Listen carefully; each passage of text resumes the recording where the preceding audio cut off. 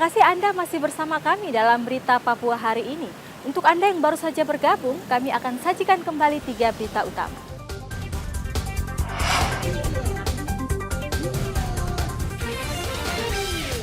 Dua pasangan calon gubernur Papua nyatakan siap berkampanye damai. Mulai berkampanye, dua pasangan calon gubernur Papua Selatan mulai tebar janji ke masyarakat Papua Selatan. Ratusan umat Hindu di Jayapura memperingati Hari Raya Galungan di Pura Agung.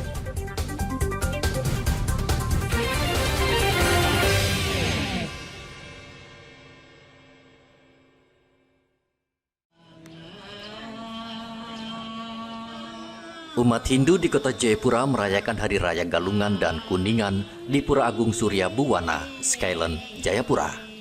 Mereka dengan khusyuk memanjatkan doa kepada Yang Maha Kuasa agar dijauhi dari mara bahaya.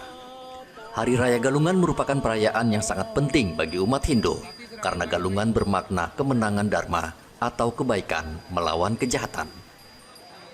Galungan merupakan suatu hari kemenangan Dharma melawan Adharma. Artinya Dharma yaitu kebaikan dan Adharma adalah kejahatan, di mana kebaikan itu berpusat atau berpikir pada pola pikir kita. Dari kebaikan akan mengeluarkan suatu ide-ide yang baik dan bahagia, sehingga apapun rencana baik itu dari umat Hindu dalam rangka bagaimana kita mengisi pembangunan di segala bidang, terutama mengisi pembangunan Papua pada umumnya, sehingga kontribusi umat Hindu sangat diharapkan.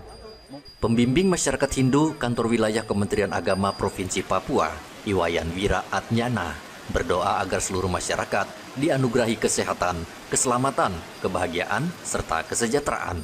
Ia juga mengajak masyarakat Hindu menjaga nilai kesucian. Semoga melalui perayaan Hari Raya Galungan, semua kita dianugerahi kesehatan, keselamatan, kebahagiaan, serta kesejahteraan.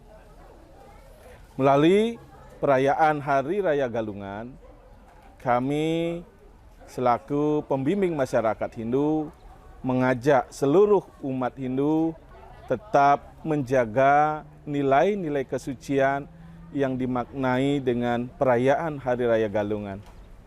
Mengapa nilai kesucian itu atau kesucian diri ini tetap harus dijaga? Karena melalui nilai kesucian inilah kita mampu menjalankan tugas-tugas, nilai-nilai yang diajarkan oleh para pendahulu, oleh orang suci, melalui ajaran kitab sucinya. Saat pelaksanaan pilkada, Ketua Parisada Hindu Dharma juga meminta masyarakat menjaga kerukunan agar bisa membangun kota Jayapura menjadi lebih baik.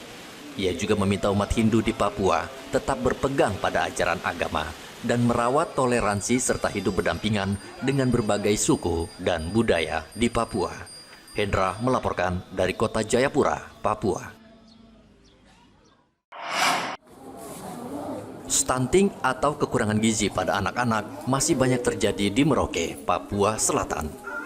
Pemerintah daerah terus berupaya mengurangi angka stunting agar anak-anak bisa tumbuh sehat dan berguna bagi nusa dan bangsa. Kodim 1707 Merauke ikut membantu program pemerintah menurunkan angka stunting dengan memberikan makanan bergizi serta vitamin kepada anak-anak walaupun dengan kapasitas yang terbatas. Itu kita sudah lama melaksanakan program itu makan gratis. Tapi makan gratisnya belum full seperti yang akan dicanangkan oleh pemerintah. Jadi kita hanya memberi untuk sementara tambahan gizi lah sedikit Pak, walaupun tidak banyak tapi sedikit tapi ada, yaitu berupa telur, susu, kacang hijau pada anak-anak yang kita data merupakan anak-anak yang stunting. Nah itu kita berupaya, mungkin memang hanya keterbatasan kita wilayah cakupan dan anggaran yang kami punya. Tapi ke depan insya Allah karena ada program dari pemerintah yang akan dilaksanakan ada makan siang gratis. Jadi kita tidak lagi mulai berjalan, tapi kita sudah langsung berlari. Jadi kita sudah siap. Nah, salah satunya Kodim juga akan membangun, nanti ada di situ di pojok itu adalah tempat dapur sehatnya. Untuk mendukung program ini, Kodim 1707 Merauke juga membuka lahan pertanian dan peternakan ayam, termasuk bekerja sama dengan pengusaha untuk memasok bahan makanan bergizi bagi anak-anak yang menderita stunting. Menurut data PBB tahun 2020, ada 6,9 juta balita di Indonesia menderita stunting. Stunting adalah kondisi di mana balita mengalami kekurangan gizi akibat sang ibu saat hamil, kekurangan nutrisi dan sanitasi buruk. Muhammad Ridwan melaporkan dari Merauke, Papua Selatan.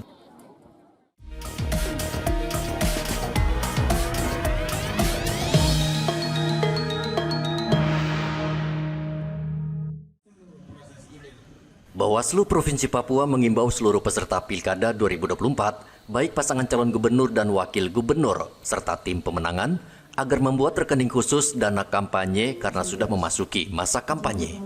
Dan setelah membuat rekening khusus, Bawaslu Papua meminta pasangan calon di 9 kabupaten segera melaporkan dana kampanye yang mereka terima. Komisioner Bawaslu Papua Yofre Piryamta meminta setiap calon atau tim pemenangan mematuhi imbauan Bawaslu, karena jika terlambat membuka rekening khusus, peserta bisa didiskualifikasi.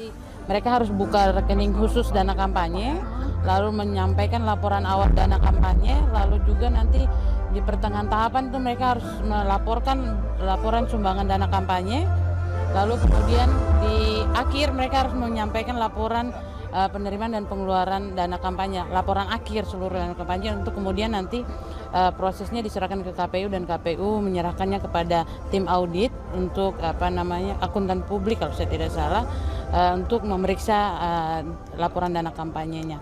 Nah, Bawaslu sendiri saat ini sedang proses untuk menyampaikan ke teman-teman KPU imbauan dalam bentuk imbauan, karena misalnya RKDK itu wajib dibuat sebelum 1 hari sebelum kampanye.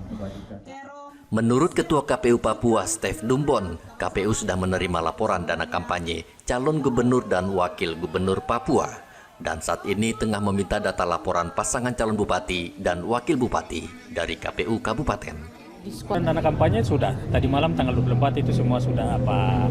Jadi kita mulai dengan rekening, laporan rekening dana kampanye masing-masing paslon. Itu sudah, hanya tinggal nanti kan dia belum gunakan kan, nanti di akhir kampanye baru kita minta untuk dia harus, itu wajib hukumnya. Dalam laporan dana kampanye, calon harus menyampaikan laporan awal dana kampanye dan laporan penerimaan sumbangan dana kampanye. Dari Kota Jayapura, Papua, Hendra melaporkan.